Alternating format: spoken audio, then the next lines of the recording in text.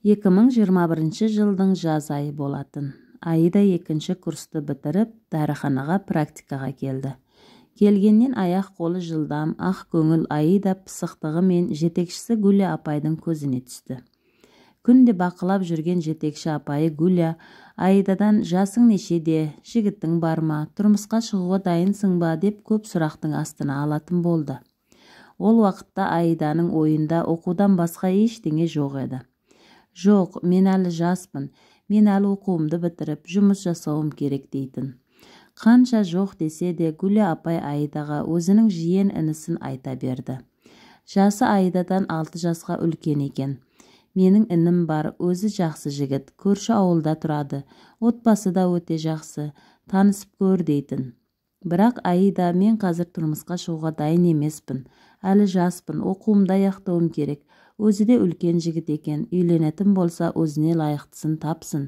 Мен таныспаймын деп қарсылық білдіріп жүрді. Бірақ онымен тоқтаған Гүлия апай жоқ. Русланға Аиданың нөмірін беріп, ақыры таныстырып жіберді. Басында сымтеттік арқылы хабарласып жүрген Руслан Аиданы сыртынан бір көріп кетпекші болды. Жұмысына іздеп келіп сыртынан бақылап отырды. Кешкісін жұмыстан шыққан Аиданы көргенде қыздың бар болмысын ұнатып қалды. Содан бері күнде хабарласып жүретін болды. Бір күні Аиданы жұмысына іздеп келді. Кешке дейін күтіп отырып, үйіне дейін шығарып салды. Руслан өте салмақты, сымбатты жігіт екен. Сол күні машинеде отырып кішкене сөйлесті. Оның сөйлеген сөзі барлығы салмақты түрде еді. Сол кездегі Русланның көз қарасы ерекше еді. Аидадан еш көзін ала алмай қарап отырды. Нағыз махаббатқа толы көздер, керемет қой шіркін.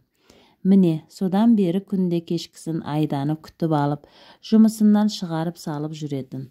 Әлі сол махаббат көздерін еш бұрмай қарап отыратын. Осы махаббатты сезді ме, Айданың да оған деген ғашықтық сезімі ояна берді. Күнде бір-бірін көрмесе тұра алмастай болды. Үйіне шығарып салып, артынан қайта хабарласып, екеуі көзі ұйқыға кеткенше сөйлесетін еді. Осылай жүргендеріне де 1 ай болды. Енді Руслан үйлену жөнінде айта бастады. Ертерек Айданы өзіне жар еткісі келіп, бақытты өмір сүргісі келді. Алайда Аида әлі ерте, үйдегі ата-анам рұқсат етпейді, оқуымды аяқтап алайын дейтін. Руслан онысына да көніп жарайды деп тағы жүрді. Бірақ арасында қайта үйлену туралы сөз қозғап қоятын. Өйткені сол уақытта Русланның әкесінің жүрегі ауырып жүрген болатын. Ертерек келін әкелсең, сенің жарыңды көріп кетсем деген сөзді көп айтатын болды. Соңғы уақытта ауру үдеп, күнде ұлына ескертумен болды. Әкесінің сөзін екі етпейін деп Руслан Аидамен қайтадан үйлену туралы сөз қозғады.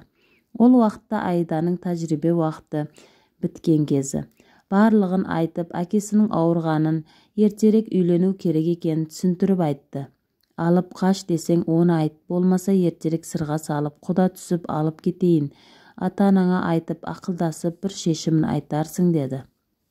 Үйіне келген Аида анасымен отырып, Русланды жақсы көретінін және тұрмыс құрғысы келетінін айтты. Оның үстіне Русланның әкесінің жағдайын айтып, рұқсатын сұрады. Анасы қызына қарсы келмеді. Егер ұнатсаң мен қарсы емеспін, тек әкең мен ағаңа айтып көрейін деді. Сол күні анасы барлық жағдайды Аиданың әкесі мен ағасына түсіндірді. Әкесі жарайды, егер өзің қаласаң рұқсат етеміз деп ұзататынын айтты. Алайда әкесі келіскені мен ағасы ашуланып шықты. Ерте шығып не істейді, тұрмысқа шықпайды, әлі жас, оқуын оқып бітіріп алсын, сосын ұзатамыз деп айтқанынан қайтпады. Аида ағасының көңілін қалдырғысы келмеді. Мүмкін ағамның айтқаны дұрыс шығар, әлі жаспын, оқуымды бітірейін, сосын шығармын деп те ойлады. Жауабын тағатсыздана күтіп жүрген Русланға хабарласып, ағасының қарсы екенін айтты. Мен әлі тұрмыс құруға дайын емеспін, жаспын, оқуым керек, күтетін болсаң оқу бітіргенше күтесің дейді. Русланның қанша бақытты етемін, маған тұрмысқа шыққаныңа өкінбейсің, алақанымды аялап өтемін деп қанша айтқаны мен Аида айтқан сөзінен қайтпады. Егер мені күте алмасаң, ара қатынасымызды үземін. Дәл қазір қанша айтсаң да тұрмысқа шықпаймын. Егер үйленемін десең басқа қызды ал деп тұтқаны қоя салды. Нөмірінің барлығын бұғаттап тастады. Сол күннің ертесіне ойламаған жерден Аида туыстарымен тауға шығып кетті. Сонда қыдырып арты туған күнге ұласып кетті. Ол уақытта Аиданың Русланды ойлауға уақыты болмады. Туыстары мен уақытты керемет өткізіп жатқан еді. Үйіне қайтқан Аида енді Русланды іздей бастады. Өйткені күнде хабарласып тұратын Русланға бауыр басып қалған еді.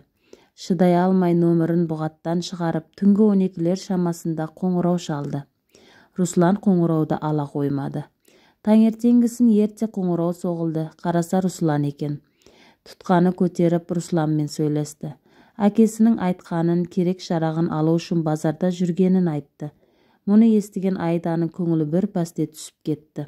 Ішінде мұндай боларын білгенде тұрмысқа шығып, әкесінің ақ батасын алу керек пе еді деген ой болды. Ол ойын «мен үйлендім» деген сөзі бұзып жіберді. Аиданың төбесіне біреу мұздай су құйып жібергендей кейіпте қалды. Не айтарын білмей, бақытты бол деп тұтқаны ертерек қойып қойды. Сол уақытта өзінің Русланды қалай жақсы көретінін түсінді. Ішін өртеп бара жатқан өкініш сыртқа жас болып шыға берді. Неге деген сұрақ тұрды. Неге тұрмысқа шыға салмадым екен? Неге өз бақытыма балта шаптым екен? Неге өз сүйгеніммен осылай айырылып қалдым екен? Неге деген күйде жерге отыра қалып, әбден ішіндегі өкінішін айтып жылады. Содан бері 2 апта уақыт өтті. Аида әлі жылауын тоқтатар емес. Оңаша қалса Русланмен бірге жүрген кезі барлығы көз алдына келе беретін. Күйзеліске түсіп, өз-өзін ұстай алмай, көзінен моншақтап жас аға беретін болды. Арада уақыт өтіп, Аиданы бұрынғы дәріхана жұмысқа шақырды. Барлық күйзелісті жұмыс істеп ұмытармын деген Аида келісімін берді. Жұмысқа шыққаннан Гүлия апайы Русланның қалай үйленгенін барлығын айтып берді. Әкесі қатты нашарлап жатқан соң, соңғы тілегі келінді көру болды. Келіннің қолынан шай ішіп, армансыз кеткісі келді. Руслан әкесінің сөзін екі етпей, соңғы арман тілегін орындағысы келіп, жарайды үйленемін. Келіннің қолынан шай ішесіз, уайымдамаңыз әке деп уәде беріп, сенің үйіңе қарай шығып кетіпті.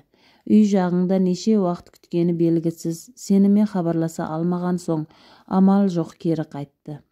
Өзі әкесіне уәде беріп кеткен, қалай да болса бүгін келін апару керек. Берген уәдесін орындау үшін көп қыздың біреуін апара салды. Руслан келін апарған соң әкесі 2 күннен кейін қайтты дейді. Мұны естіген Аида тағы қиналды. Әлі де ішін өртеп бара жатқан өкініш. Бірақ болар іс болды, бояуы сіңді. Қолдан келер ештеңе жоқ. Бақыт тілегеннен басқа ештеңе айтпады. Өзінің өкінішін Гүлия апайға білдіртпеді. Уақыт өте берді. Аида өзін жұмыспен алдап жүрді. Бірақ онысын қайта соғылған қоңырау бұзды.